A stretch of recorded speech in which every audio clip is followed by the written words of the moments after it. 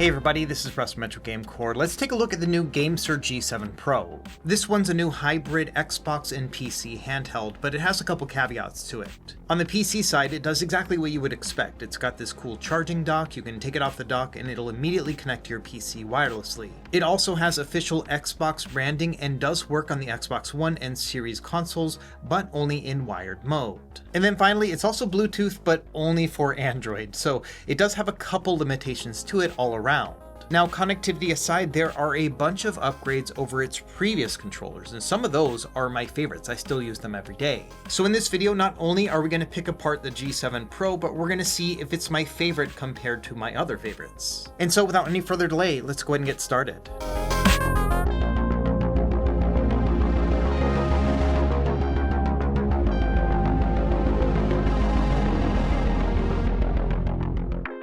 Okay, this is a review unit sent over from GameSir. Like with all my videos, they're not going to see this ahead of time, all opinions are my own, and no money was exchanged in any way. I've actually had this for about a month and a half messing around with it, but they delayed their launch of this controller, so that's good. It gave me more time to test with it. And so today is the day they said I could finally make a review about it. I think it's when it finally goes on sale. They're calling this a tri-mode controller. That's because it has the PC wireless via the dongle, it's got the Bluetooth on Android, and then finally it has that wired Xbox. So that's the tri-mode right there. It's also got some other bells and whistles like TMR joysticks, micro switch face buttons, and then rumble both in the triggers as well as in the grips. Now inside the box, we're going to get the controller as well as the dock and a couple other nice things as well, including 2 additional D-pad options. And that's a good point to bring up in terms of all the swappable things we can do on this controller, because there's a lot you can take off. So you can take off the faceplate, and I'm assuming you can swap these out at some point. They're not selling any accessories just yet, but hopefully they will.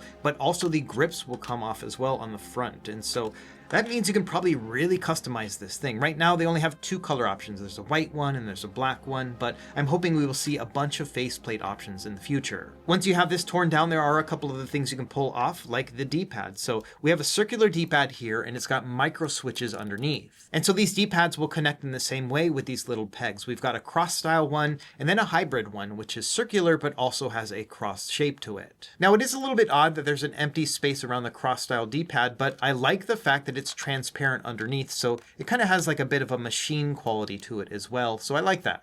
And they all have that same kind of feel to them where they're micro switchy and super precise, like it can click in every single direction here like an Xbox Series gamepad. The click on this is a little bit quieter, but no less precise, and I love the fact that we can change out the shape. My personal favorite has been this hybrid one right here, just because it is circular but still very easy to find the cardinal directions. Now some of the D-pads have these labels on them and they are related to the 3.5mm headphone jack. You can get audio on this either through the 2.4 GHz connection with the dock and the dongle, or via a wired connection like on Xbox or even PC. And so once you have the headphone jack plugged in, you can press the M button and then up. That will increase your overall volume. Same thing with pressing it down, that'll turn it down. The other 2 are related to when you have it wired with Xbox and your headphones plugged in. If you press the M button and the right side, that's going to turn up your voice volume and turn down the game. And then same thing on the other side, it'll turn up the game and turn down the voice chat. Now one thing I like about these plates on the front is that they are a hard plastic, so they're kind of scratchy,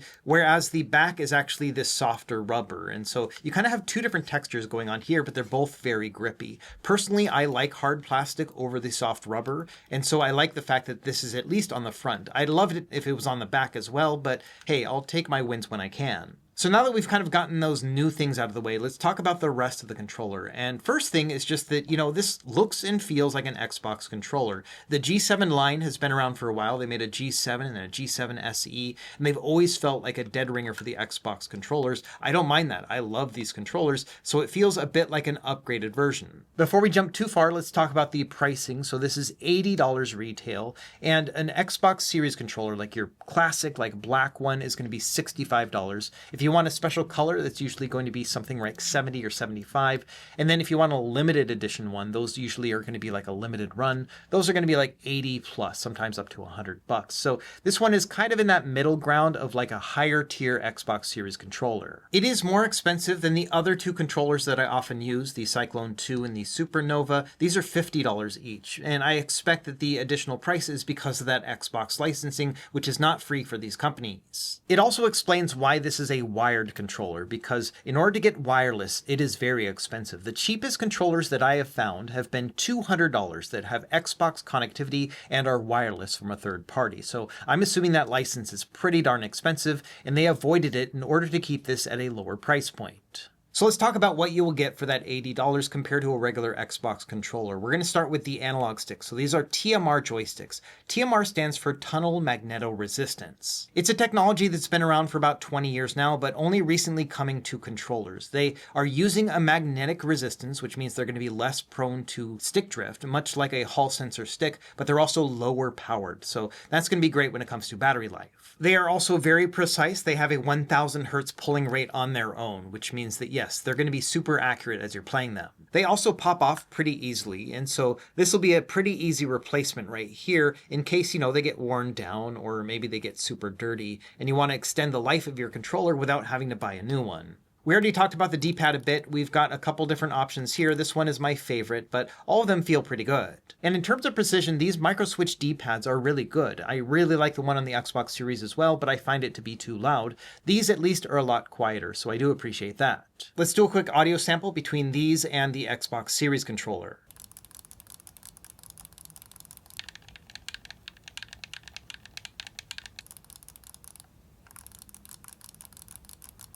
Another thing that's different are these face buttons. So these are micro switches as well. They are super light to the touch, easy to press down on, and I like that when it comes to playing console as well as PC games. So these feel very good to me. So they don't have that same membrane connection that you would expect on an original Xbox controller. These are tighter and more precise, and I also found them to be a little bit quieter. Let's do another audio sample.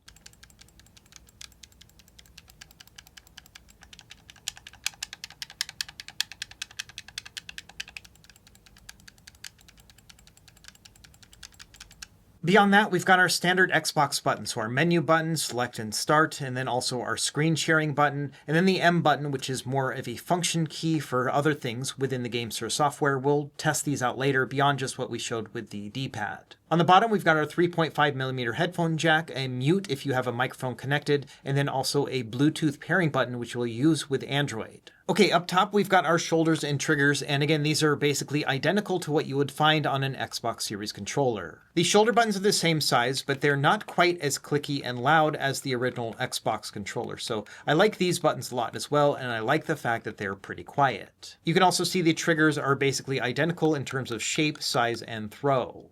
But one nice feature of this controller is that we actually have hair triggers here, which are micro switches, and it's a physical connection here. So you can actually feel the difference between that micro switch and then flipping it over to that full analog input. So it's kind of the best of both worlds. The tops of the buttons also have a nice rib texture to them. So yeah, very comfortable to play, exactly like an Xbox Series controller, but with a couple added perks like these hair triggers. Also on the top, we've got two mappable buttons as well. They're called L5 and R5, and these also are a micro switch connection, very easy to press down on, and I like the location of them because you'll never press them accidentally, but they're right there if you need them. And then finally up top, we've got our USB-C charging port, and then this little connector right here for things like a cell phone, as well as one other trick that they added to the box. So this little guy is made out of a hard plastic, and you can put it in right here and then slide it down, and it'll line up with the USB-C port. So I believe this is to allow you to have a little bit more stability when you connect this wired. And this is what the wired cable is going to look like. It is 9 feet or 3 meters altogether. And yeah, it's USB-C, and it'll connect right inside of here. And so it does give you a little bit more of a stable connection if you are going to be mostly playing this in wired mode with your Xbox. And then of course you could just plug it in without that plastic connector as well. But I like the fact that they added that in for that additional stability if you want it. On the back, we've got a bunch of switches. We already talked about the hair trigger ones, but we also have some switches for these back buttons. These are considered to be L4 and R4. These buttons are very light. You can see they have very little travel to them, but the nice thing about these switches is if you don't plan on using them, it'll lock them into place, and so you won't accidentally press down on that button if you don't want to. I rarely use these back buttons, only for like first-person shooter games, so it is nice to be able to turn them off so I'm not pressing them accidentally, but I can still map them to whatever button I would like. And then finally, on the back, we've got a toggle between our 2.4 gigahertz. We've got one in the center, which I believe is to turn it off, and then also a Bluetooth connection one too for Android. And so that's really about it when it comes to, the overall look and feel of this controller. I think all the buttons are good. I've got no nitpicks whatsoever when it comes down to it. I think it just feels like an upgraded Xbox controller. I really like that we can change out these faceplates and that it's transparent underneath. It just makes it kind of look really mechanical, and I love that little look. But I do hope that they sell some additional accessories as well, because as it stands right now, there's not really much to it other than the fact that you can take them off if you want.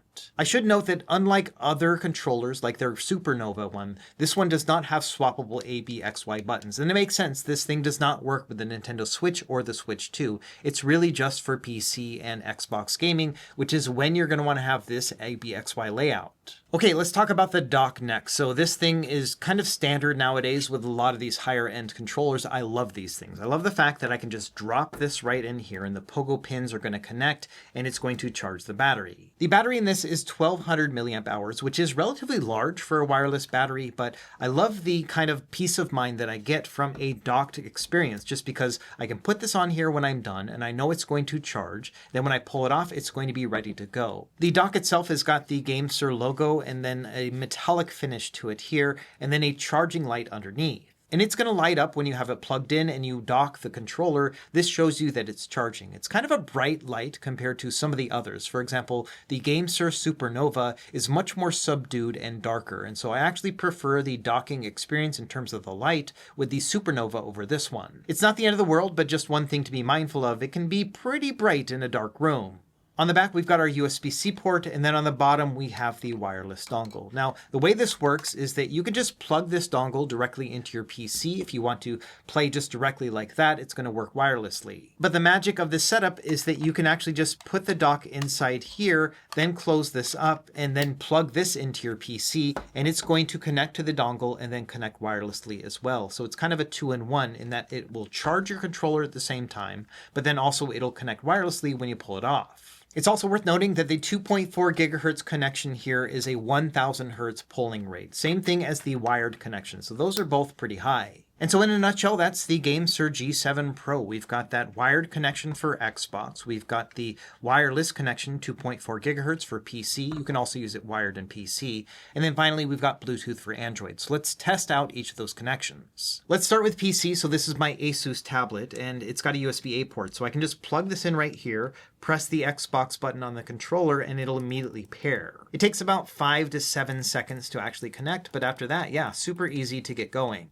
And like I mentioned before, you don't have to use just the dongle itself. You can just plug in the dongle into the dock, plug the dock into your computer, and then connect that way. That's my ideal way of playing with this controller. And like I mentioned, you can just plug this in wired if you'd like as well. On PC, that'll work fine. You're not just limited to Windows, you can also play this on Steam Deck, so I've got a USB-C adapter right here so I can plug it in directly, and sure enough, here it is working wirelessly, so that's pretty cool. And using this controller on the Steam Deck is pretty great because you can use all the Steam input stuff. So if I go in here, I can actually edit out my layout. So if I wanted to change out the buttons or do some of those other Steam input things, it looks like at least in a basic level I can do that. Connecting it to Xbox is also super simple. You just take the cable and plug it in. That's really about it. You can use that stabilizer if you would want, or you can just use it as it is. It would be really awesome if we could use the wireless dongle with it, but unfortunately that does not connect. There might be some third-party accessories you could use to kind of bridge that connection, but I don't have any here at the studio that worked. And so unfortunately, as it stands right now, you will have to use this wired without some other intervention. It's also worth noting this is a pretty darn good cable. It is going to be braided, so it has a nice soft texture to it, and it's 3 meters in length. That means it's 9 feet. I think that's a good living room distance. Now, when it comes to Android, connecting it is also pretty simple. So you just want to set it to the Bluetooth mode here, then turn it on and it'll go into pairing mode. From there, just go into your connected devices section, pair a new device, and then it should show up here. And so there it is, GameSir G7 Pro. It's going to ask you if you want to pair. We're going to pair it up, and that should be it. And so there we go. Just like that, I am able to connect and launch all of my games if I would like as well. Now, connecting a separate controller to an Android app can sometimes be a pain in the butt, but, when going into RetroArch, it's usually a pretty easy example just because it will automatically pair with whatever you're using. And so even though this has built-in controls, it recognized this controller, and I'm able to just use this on its own. And also, just to be thorough, I did test it out with the Switch and the Switch 2, and unfortunately, yes, it does not connect either via Bluetooth or a wired connection or the 2.4 gigahertz dongle. So unfortunately, this is not something you can use with Switch.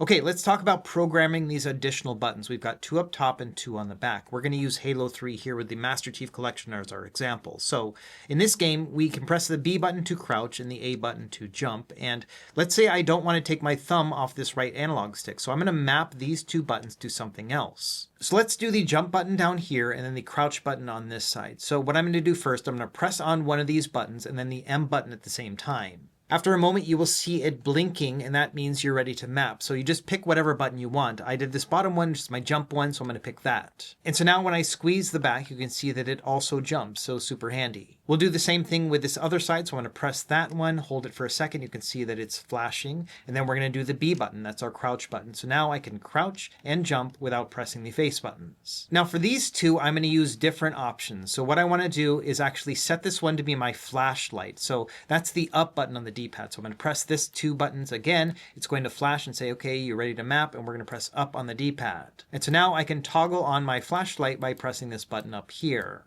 And then finally, we've got our melee button, which is attached here to the R3 button. I'm going to make it this one here, L5. So again, M and the L5 button, it's going to wait a moment, and then we'll press the melee button. And that's it. Now I have a melee button up here up top. So there's a world of possibilities when it comes to mapping these buttons, and I really like the fact that we can lock these ones as well, so that way if I play something else and I don't want to accidentally press those buttons, I won't. Beyond that, there are not a lot of other onboard settings with this controller. You can press the M button and the triggers for a couple seconds. That's going to put it into hair trigger mode. What this means is that when I barely press on it, it's going to press it all the way down. So as opposed to actually setting it to a micro switch, you can still have that analog input, but a hair trigger reaction. So you do have that functionality if you want it. Beyond that, the only other thing I've seen is that if you press and hold the M button and then press one of these face buttons, it'll swap between 4 different controller presets. But you have to set up those presets in the software. So let's do that next. So this is GameSir Nexus software. It's available on PC. You can also just use the regular GameSir app on Android and iOS if you want to connect that way. We've got a bunch of different things that we can do in this app. First thing to note is that we have these 4 profiles. You can see they're labeled Y, B, A, and X. So earlier I mentioned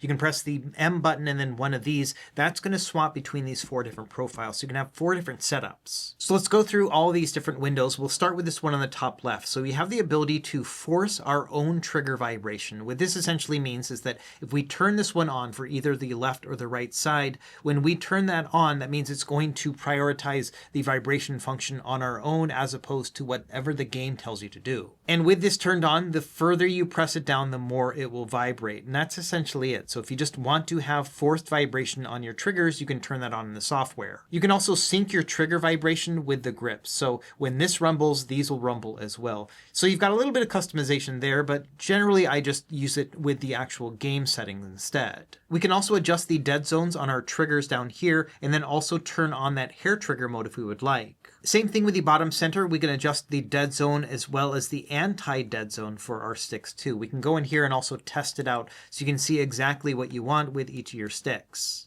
There are also 4 different curve adjustments as well as different stick inputs. So you have the circle input and then the raw input as well. On the top right, we can adjust the gyroscope. So one of the things a lot of people like to use is a left trigger to be the right analog stick. That means when you press and hold this, when you move the gyro around, it's like moving this around. So you can do basically first-person shooter aiming with the gyro controls. So the way you would set that up is the activation method. You would turn it to hold to turn on. The activation button, you would set that to the left trigger. And then the output, you would set that to be the right analog stick. And then also on the bottom here is where you can set up our hotkeys. We already did that already on the device itself, but you can actually map this individually if you would like to. Other things worth noting is that you can set it so that it won't turn on when you pull it off from the dock. I'm not sure if you would ever want that, but that is an option. And then also you can change the polling rate. So by default, even though it is 1000 hertz, it's actually set to 500 hertz. I've heard that if you set it to 1000 hertz, it can affect the connectivity with the Xbox wired controller. So this is something you will have to mess around with within the settings to see what suits you the best. A couple other things worth noting, you can upgrade your firmware if you have something that's running an older version. And then also you can go and do some button control testing to see whether or not everything works correctly. So you have that available as well. And really, that's about it when it comes to the whole software experience. Just a few things that we can tweak, and it's a little bit less than some of the other models that have, for example, RGB lighting. This one does not. Okay, let's start wrapping up now and talk about what I like and what I don't like about this new GameSir G7 Pro. Number one, I like the fact that it's very Xbox-ish. By that, I mean the fact that you can actually use it with an Xbox, but also the fact that it just feels like an Xbox controller, but a little bit more refined. I love the fact that we can customize this thing. Not only do we have 3 different D-pad shapes, but also the face plates and the front grips also are swappable. They don't have any additional color options right now, but I hope that they offer many of them in the future. Another really important factor is that we have very good controls. I kind of glossed over it in this video because they're just kind of perfect. Like, I don't have any issues with them whatsoever. It's really going to come down to whether or not you prefer rubber membrane buttons or micro switches, and if you do like micro switches and a very tactile and precise feeling, then these controls are excellent. Long story short, if you like the Xbox controller experience, you're going to like it here on the GameSir as well. And then finally, one of my other favorites is that this is a really excellent docked experience when using it for PC gaming. So I love the idea that it can charge it when I'm not using it. I can pull it off of the dock when I want to play and it'll be fully charged and it'll connect instantly. This is not a new feature. We've seen it in a bunch of controllers, but I am happy to see it here as well. Now, as expected, this controller is not perfect, so a couple things that I didn't like about it. The first is the fact that the wired Xbox gaming experience does leave a little bit to be desired. I've been using a wireless controller since back in the Xbox 360 days, so it is a little bit weird to go back to using a wired experience. I understand that it saved me about $100, but still, I really wish that I could just use this like a regular Xbox controller. And it's a shame because I'd rather use this controller than all the other Xbox controllers I have, if not for the fact that I have to plug in that wire. Now, that being said, I probably would not buy this controller if it was $200 and wireless, so I understand why they went this route, but it is a little bit disappointing just because it's not a perfect Xbox experience. When it comes down to it, this does have limited compatibility compared to other options out there. I mean, you can't use this on the Switch or Switch 2 at all. It's really going to be a PC controller that can also be used for Bluetooth, Android, and then also Xbox if you don't mind using a wired connection. And I think for that $80 price point, that is a lot to ask because it really only has one additional functionality over all the other controllers that they offer at $50. And so let's do a quick comparison between our 3 options. These 2 controllers right here, the Cyclone 2 as well as the Supernova, I've been using these for several months and they are some of my favorite controllers. And the kicker here is that they're $50 each, so they're $30 cheaper than the G7 Pro that we're looking at here today. Now, these controllers do have different functionality. For example, the Cyclone 2 is better suited for playing with PC gaming, so it has that same Xbox ABXY layout and it also has that docked experience, but of course cannot connect to Xbox. The controls on this are very similar. It's got an Xbox kind of look and feel to it, and it also has hair triggers that are built inside of the trigger here. It does not have like these additional buttons on the top, it has them on the back. This one is really just focused on being a PC controller, and that's one of the things I like about it. It's very simple. It has micro switch connections for the D-pad and face buttons, which I really like, very precise, very similar to this one. It also has RGB lighting underneath this kind of frosted exterior, which I think looks very good. I did reviews for each of these. I will leave them linked down below. But long story short, if you're looking for a PC controller and don't plan on using it with Xbox, then I think it might be worth just saving your $30 and getting this one instead. My only big drawback of the Cyclone 2 is that I just don't like the look of its dock. I think it's just a little bit funky looking. On the other hand, we have our Supernova, and this one is very similar to the G7 Pro as well, but I would say more versatile. You can also remove the face plates with this one, and they've got multiple color options as well. You can't change out these grips, but you can swap out the ABXY buttons. So this one is actually a lot better for multiple systems because it also works with the Switch and Switch 2. You can see I've already got it in the Switch controller layout because that's what I've been using it with, so that's pretty cool. This one has a more hybrid Xbox and PlayStation layout. You can see that the bumpers and triggers are actually more PlayStation centered. It also has the ability to swap over to hair triggers, and it does have back buttons, but none up top. The controls on this one also feel a little bit more classic, so they are rubber membrane, both for the face buttons and the D-pad. So if you prefer something that feels a little bit more old school, this one's going to be a better fit. I also really like the docked experience on this one. I think it looks a little bit sharper than the G7 Pro, and of course you can save $50 too. So it really comes down to whether or not you want to play Xbox, because that's the big price difference here. And even then, if you do plan on playing Xbox, just bear in mind it is a wired connection, so you kind of have to get over that as well. In the end, I feel like the GameSir G7 Pro is probably one of their best feeling controllers they've ever made. Like, all the buttons work really well. I just love using this thing. I just wish I could play it on more stuff. For example, Xbox Wireless would be amazing, but I know that would cost more. But I also would love for it to work on the Switch and Switch 2 with swappable face buttons. I think that would allow me to replace some of these other options instead. But as it stands right now, I can really only see this being an excellent PC controller that I might use on the Xbox from time to time. But again, the ironic thing is they've already got an excellent PC controller that is $30 cheaper, which makes this a little bit harder of a sell. So when it comes down to it, do I recommend this controller? Yes, as long as all of the compatibility stuff aligns to your gaming needs. If you want to use this for Xbox, you don't mind using it wired, but you also want a wireless PC gaming experience, or maybe you're going to try out some Android wireless Bluetooth as well, then yes, all those together do justify this $80 price point if you're going to be using this for those platforms. But if you're just going to be using it as a PC controller, then I think the Cyclone 2 is still worth getting for $30 less. And then of course, if you're looking for something more versatile, then the Supernova is still an excellent fit, and it has a more classic feel to it as well. In the end, I think it's awesome that GameSir has all of these options here, and each one is a little bit different depending on your needs, and I hope this video kind of helped to narrow that down for you as well. I can't help but think that the G7 Pro makes so many good strides that it makes me want to wait for the next controller, because maybe that one will have some better connectivity to it, but all the same excellent controls as well. Let me know what you think in the comments down below. As always, thank you for watching. Be sure to like and subscribe if you found this helpful, and we will see you next time. Happy gaming.